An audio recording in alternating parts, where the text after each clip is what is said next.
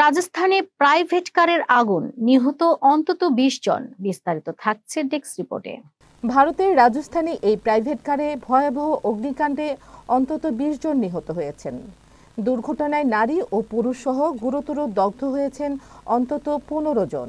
১৪ October বিকালে জয়সালমের যোধপুর মহাসড়কে যাত্রী বোঝাই বাসে হঠাৎ আগুন ধরে গেলে মুহূর্তেই সেটি পুড়ে যায়। এনডিটিভির প্রতিবেদনে বলা হয়, বিকালে ৩টার দিকে জয়সালমের থেকে ছাড়ার পর বাসটির পেছন দিক থেকে ধোঁয়া উঠতে দেখা যায়। চালক দ্রুত রাস্তার পাশে থামালেও অল্প সময়ের মধ্যেই আগুন পুরো বাস ছড়িয়ে পড়ে।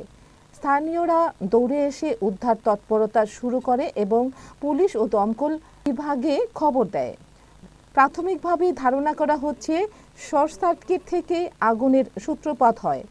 জানা গেছে মাত্র ৫ দিন আগেই নতুন বাসটি কেনা হয়েছিল। জানা যায় বাসটিতে মোট ৫৭ জন যাত্রী ছিল। দুর্ঘটনায় গুরুতর দগ্ধ হয়েছেন অন্তত ১৫ জন, যাদের মধ্যে নারী ও শিশু রয়েছে।